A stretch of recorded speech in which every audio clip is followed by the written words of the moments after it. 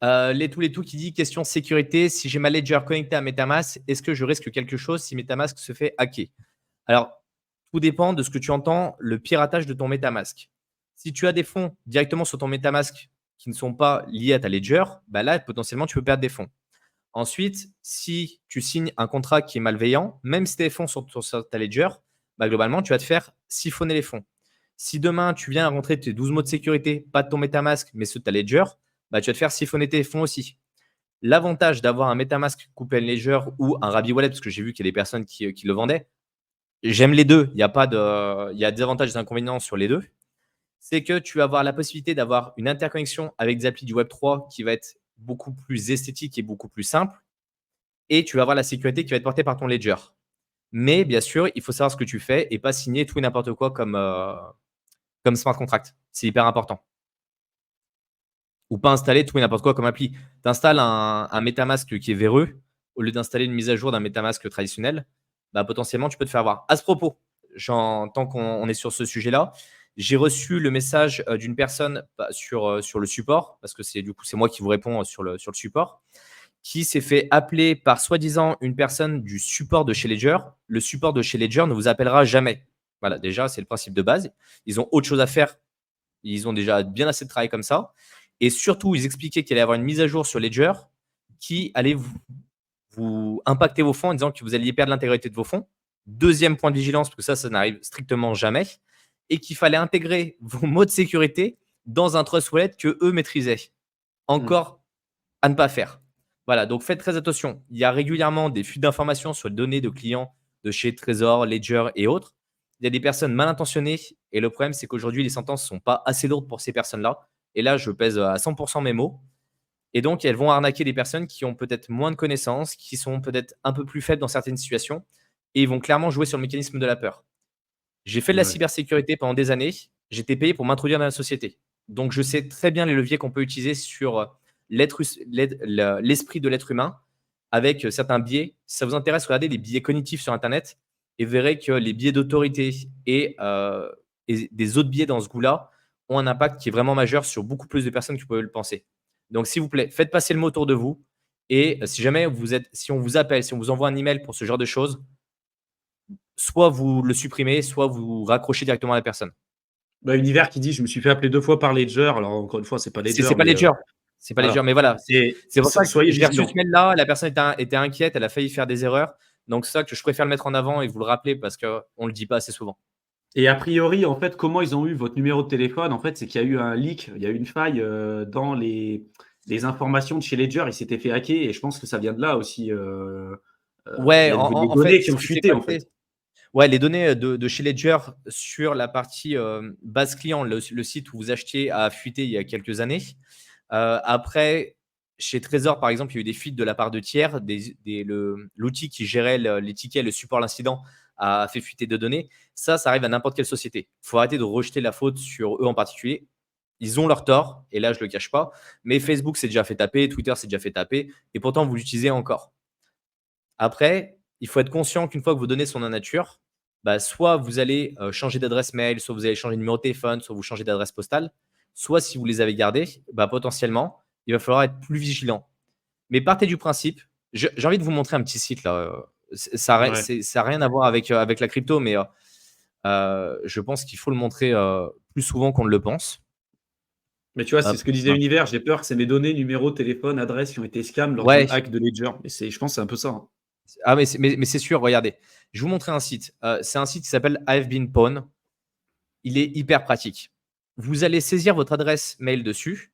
Donc là, par exemple, on va mettre test@gmail.com. Et ici, vous demandez si votre adresse a déjà fuité dans une base de données. Si jamais il y a déjà eu un piratage et que votre adresse a fuité. Là, ici, par exemple, cette adresse-là, c'est une adresse, je pense, utilisée par un tas de personnes. Elle est apparue dans 435 fuites de données. Et par exemple, sur ce site-là, qui a été piraté en mars 2015, ce qui avait été fuité, c'est l'adresse email, l'adresse IP, le nom et le mot de passe. Ici, par exemple, sur ce site-là, 123RF, c'était le numéro de téléphone, l'adresse physique et le nom d'utilisateur.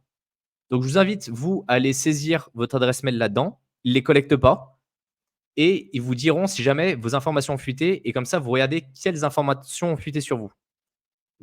Je, je passe au passage pour vous mettre une petite cartouche parce que je sais qu'il y en a plein qui ne le font pas, mais vous n'êtes pas censé avoir un même mot de passe pour l'ensemble des plateformes. Une plateforme, un mot de passe et pas un dérivé. Si votre mot de passe, c'est le nom de votre gamin avec sa date de naissance, vous rajoutez pas un derrière, un point d'exclamation, un truc comme ça. Non, mais en fait, j'ai tellement fait de la cyber que je connais toutes les astuces pourries. Vous voyez, CoinMama, c'est un site de crypto, CoinMarketCap, CoinTracker. Les collections, c'est des regroupements de fuites de données. Vous voyez, ça, c'est bien, ça permet de voir un peu toutes les plateformes où vous pourriez être inscrit. Est-ce que vous avez Utiliser acheté des des gestionnaires de pizzas mot de passe aussi? en local.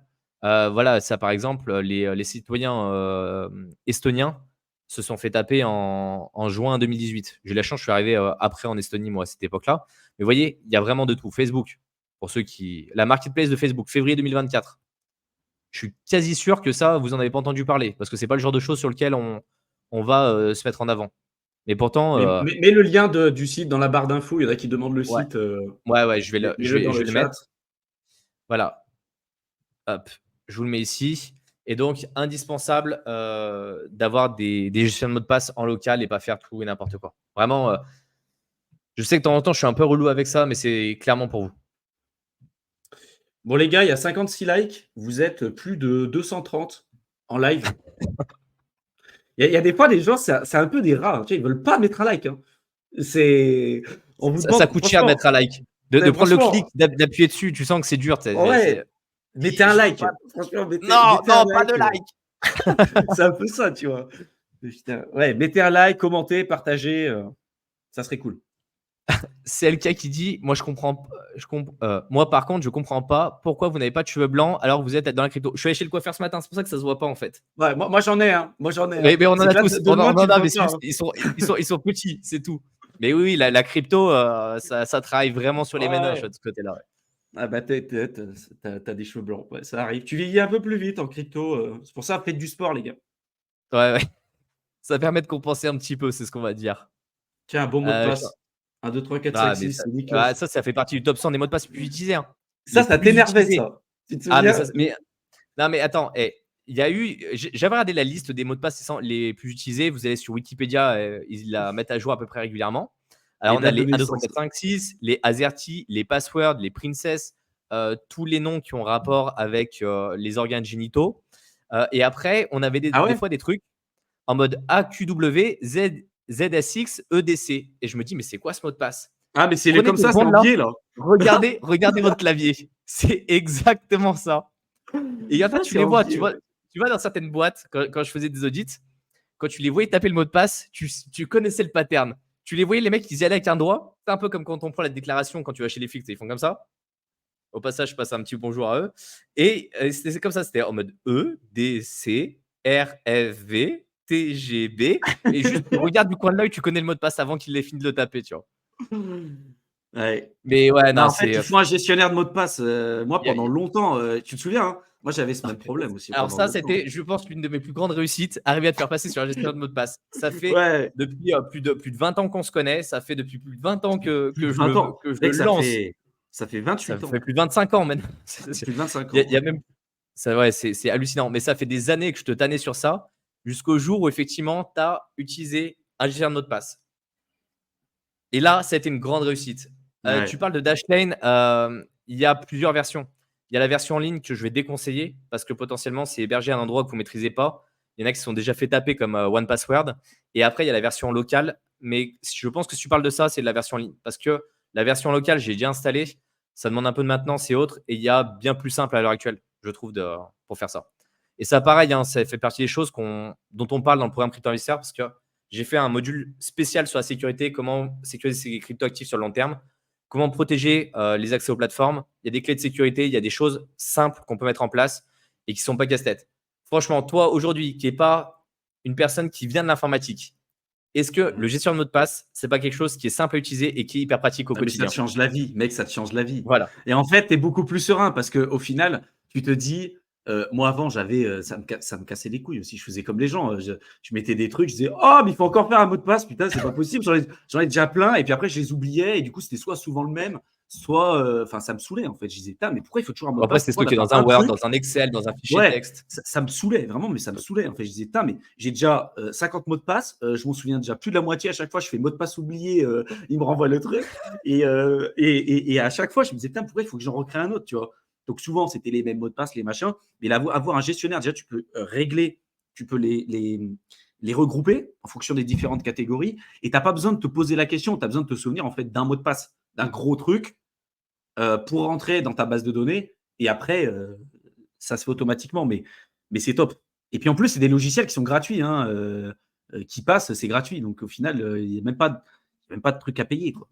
Et Univers qui disait, on en revient au risque de vouloir trop de simplicité, ça s'applique effectivement aussi au mot de passe. Mais ça s'applique à tout dans la vie. Hein. Ça s'applique à tout dans la vie. Hein. Tu veux pas gérer ton pognon, tu le délègues à ton banquier, tu vas perdre du pognon. Voilà. Parce que le mec, il n'est pas rémunéré à la performance, il est rémunéré à la commission. Alors ça, j'en Déjà, tu parle le beaucoup délègues à un sur. commercial. Déjà, tu le délègues pas à un Exactement. banquier, tu le délègues à un commercial. Tu le délègues à un commercial. Tu le délègues pas à un mec qui est là pour te faire gagner du pognon. Il est là pour lui payer sa croûte à la fin du mois. Mais voilà, c'est des trucs que je parle sur ma seconde chaîne qui s'appelle Éternel étudiant, où je parle de investissement, finances personnelles, entrepreneuriat. Pour ceux qui veulent parler aussi un peu de muscu et tout, de sport et de lifestyle, j'en parle beaucoup sur Éternel étudiant. Donc vous avez le lien dans la barre d'infos. N'hésitez pas à aller y jeter un coup d'œil. Là, sur cette chaîne, on reste avec Mickaël vraiment principalement axé crypto parce qu'on a vraiment envie de rester là-dessus.